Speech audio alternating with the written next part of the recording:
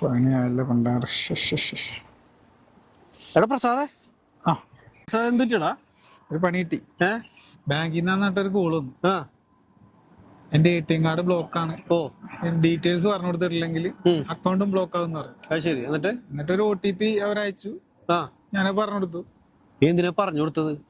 കഴിഞ്ഞ ദിവസം കോൾ ചെയ്തപ്പോ ഞാൻ പറഞ്ഞല്ലേ ഇതുപോലെ സംഭവം ഫ്രോഡ് നടക്കണ്ടെന്നുള്ളത്. അതെന്താന്നറിയോ, ഒരു വർക്കിലായിരുന്നു. പെട്ടെന്നാണ് കോള് വന്നത്. ഞാൻ അറിയാണ്ട് പറഞ്ഞു കൊടുത്തു പോയി. പണി പാളിയല്ല. പിന്നെ എന്ത് ചെയ്യും? ഇപ്പൊ ബാങ്കിന്റെ ഇതിൽ കേറാൻ പറ്റുള്ള എന്താ സംഭവം? എടാ അത് ഓൾറെഡി അവന്മാര് നിന്റെ അക്കൗണ്ട് ഹാക്ക് ചെയ്ത്, മനസ്സിലായോ? ഇതുപോലുള്ള കുറെ ഫ്രോഡുകൾ നമ്മുടെ ഇൻസ്റ്റാഗ്രാമിലും ഫേസ്ബുക്കിലും വാട്സപ്പിലൊക്കെ വരും. ഇതുപോലുള്ള ലിങ്കുകൾ വരും. നമ്മൾ അതിലൊന്നും കയറി ക്ലിക്ക് ചെയ്യരുത്. നീ ഒരു കാര്യം ആലോചിച്ചാൽ മതി. ഒരു കമ്പനിക്കാരും ഫ്രീ ആയിട്ട് നമുക്കൊരു സാധനമോ സർവീസോ തരില്ല, മനസ്സിലായോ? അപ്പൊ അത് മനസ്സിലാക്കുക ആദ്യം. ഇതുപോലുള്ള ലിങ്കുകളിലൊന്നും പോയി ക്ലിക്ക് ചെയ്യരുത്, മനസ്സിലായോ? നീ എന്താ ചിരിക്കണേ? കാശ് പോയിട്ട് നിനക്ക് സന്തോഷോ? അതല്ല, ഈ ഹാക്കറെ ചമ്മി പോയിട്ടുണ്ടാവും. അതെന്താണ്?